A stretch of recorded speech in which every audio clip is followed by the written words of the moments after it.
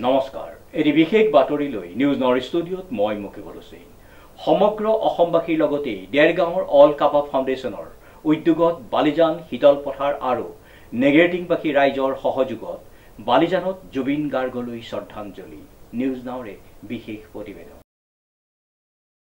সমগ্ৰ অসমবাসীৰ লগতে দেৰগাঁৱৰ অল কাবাব ফাউণ্ডেশ্যনৰ উদ্যোগত বালিজান শীতল পথাৰ আৰু নেগেটিংবাসী ৰাইজৰ সহযোগত বালিজানত জুবিন গাৰ্গলৈ শ্ৰদ্ধাঞ্জলি জনাবলৈ স্বতঃস্ফূৰ্তভাৱে ওলাই আহিল জুবিন অনুৰাগী শীতল পথাৰ তথা নেগেটিং ৰাইজৰ সহযোগত আল কাবাব ফাউণ্ডেশ্যনৰ উদ্যোগত যিয়ে আজি অনুষ্ঠান আমি আৰম্ভ কৰিছোঁ।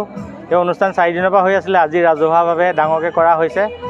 এই অনুষ্ঠানৰ উদ্দেশ্যই হৈ গ'ল শান্তিৰ কাৰণে আৰু সম্প্ৰীতিৰ কাৰণে, যাতে জুবিন দাৰ আত্মাই শান্তি পাওক আৰু জুবিন দাৰ দুখীয়ে শাস্তি পাওক, তাৰ কাৰণে আমি সকলোৱে প্ৰাৰ্থনা কৰিছোঁ।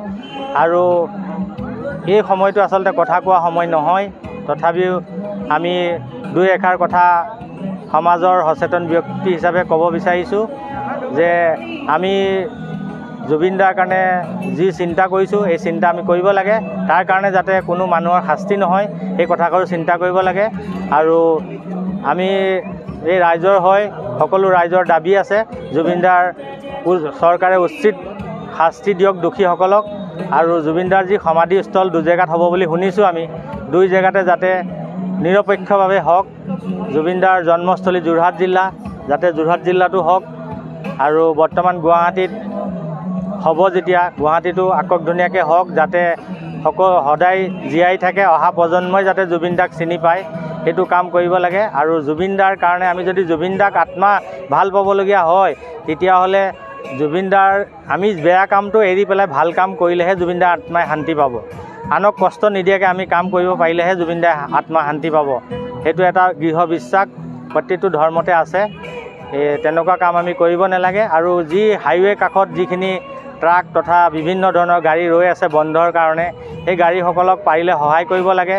আমিও সহায় কৰিম বুলি কৈছোঁ, বিগত দিনত আমি কৰি আহিছোঁ। সকলোৱে যাতে অন্ততঃ পানীৰ ব্যৱস্থাটো যদি কৰি দিব পাৰে, তেওঁলোকক কিছু সকাহ হ'ব। পইচা দিলেও এতিয়া বস্তু নোপোৱা হৈছে। মই নিজে কালি পৰহি যাওঁতে ভুগি আহিছোঁ, ক'ৰবাত চাহ একাপ খাবলৈও সময় দিয়া নাই। সেইটো কাৰণে যাতে যাকে যিমান পাৰে সহায় কৰক। আৰু সহায় কৰিলে ভগৱান তথা আল্লাহেও মানুহক সহায় কৰিলে ভাল পাব আৰু জুবিন দাৰ আত্মা শান্তি পাব বুলি আমি কামনা কৰিছোঁ। মই কেইবাবাৰো লগ পাইছোঁ। ইতিমধ্যে 2-3 মাহ আগত পৰিয়ালৰ সৈতে একেবাৰে ওচৰৰ পৰা লগ পাইছিলোঁ। তেখেতৰ আচৰণ কিছু আগৰকৈ বেলেগ হৈ গৈছিলে। মই ঘৰত পাতিছিলোঁ যে মাজত যি আচৰণ আছিলে, এই আচৰণতকৈ আচলতে মানুহ যেতিয়া দুনীয়াৰ পৰা যাব, কিছুমান মানে প্ৰকৃতিৰ নিয়ম আছে, কিছুমান বস্তু আগতে আগজাননী দি থৈ যায়। তেওঁ তেনেকৈ আমাক আগজাননী কিছুমান দি থৈ গ'ল। সিদিনা ৰয়েল গ্ল'বেল ইউনিভাৰ্চিটি প্ৰগ্ৰেমত মোৰ ল'ৰা গুৱাহাটী এয়াৰপৰ্টত গৈছিলে। মোৰ ল'ৰাক চিধা কৈছে, বাবা তুমি ভালে আছানে? ডাইৰেক্ট চিনি পাইছে। ল'ৰাই আচৰিত হৈ গৈছে, ইমান মানুহৰ মাজত আপুনি চিনাকি কৰি দিছিলে, কিন্তু তেখেতে মোক ডাইৰেক্ট চিনি পাইছে। তো এইবোৰে আচলতে মহান মানুহৰ কিছুমান গুণ এইবিলাকে থাকে, যিবিলাক গুণ আমি ঢুকি নাপাওঁ, আচলতে আমি ধৰিব নোৱাৰোঁ আচলতে। সেইকাৰণে মহান হ'ব হ'লে বহুত ডাঙৰ কাম কৰিব নালাগে, সৰু কামৰ পৰাই আপুনি মহান হ'ব পাৰিব। চিন্তাধাৰা আপোনাৰ ভাল হ'ব লাগিব। চিন্তাধাৰা আপুনি আনক কেনেকৈ ভাল কৰোঁ, আনক কেনেকৈ সহায় কৰোঁ, এই চিন্তাধাৰা থাকিব লাগিব। চাওক, আচলতে আমাৰ অল কাবাব ফাউণ্ডেশ্যনৰ সন্মানীয় সভাপতি তেখেতে যোৱাকালি গুৱাহাটীৰ পৰা আহি থাকোঁতে মোক এটা ফোন কৰিলে যে আমি যদিও সৰু সুৰাকৈ এই অনুষ্ঠানটো আমাৰ তিনিআলি চাৰিআলিবিলাকত কৰি আহিছোঁ, তে সমজুৱাভাৱে আমি এই অনুষ্ঠানটো কৰিব লাগে। আৰু তেখেতে আহি আজি দিনটোৰ ভিতৰতে এইখিনি আয়োজন হ'ল। আমি ৰাইজক এটা এনাউন্সমেণ্ট দিলোঁ যে আমি এটা অনুষ্ঠান কৰিম, আৰু ৰাইজে আপোনালোকে দেখিছে স্বতঃস্ফূৰ্তভাৱে ওলাই আহিছে। আমি কাকো ব্যক্তি বিশেষকৈ মাতা নাই, আমি সমজুৱাভাৱে মাতিছোঁ। সকলো ওলাই আহিছে অনুষ্ঠানটোত। এইটো আচলতে জুবিন দাৰ প্ৰেম। জুবিন দাক সকলোৱে ভাল পায়। অসমৰ কথা আচলতে ভাবিবলৈ হ'লে আমি জুবিন দাৰ কথা ভাবিব লাগিব। আৰু সেইকাৰণে মানুহে সৰুৰ পৰা লৈ বৃদ্ধ মহিলা, সৰু ল'ৰা ছোৱালী সকলো আজি ওলাই আহিছে, অনুষ্ঠানভাগিত অংশ লৈছে।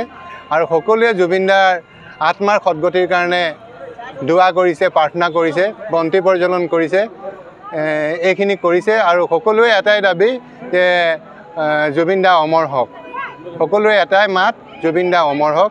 আৰু আমিও অন্তঃকৰণৰ পৰা দোৱা কৰিছোঁ যাতে জুবিন দাৰ আত্মাই চিৰশান্তি লাভ কৰে। আৰু জুবিন দা আমি যিখিনি শুনিব পাইছোঁ যে তেখেতে ছিংগাপুৰত কিবা প্ৰগ্ৰেম কৰিব গৈ তেখেতে এই অকাল মৃত্যু সাৱটি লগা হ'ল। তেখেতসকলৰ জুবিন দাৰ যি অকাল মৃত্যুৰ বাবে যিসকল দোষী তেখেতসকলে উচিত শাস্তি পাওক, আমি তাৰ কামনা কৰিছোঁ। ইয়াত উপস্থিত সকলোৱে সেই কামনা কৰিছে। আৰু জুবিন দাৰ যি দোষী তেওঁলোকে শাস্তি পাব লাগে, এইটো আমাৰ দাবী।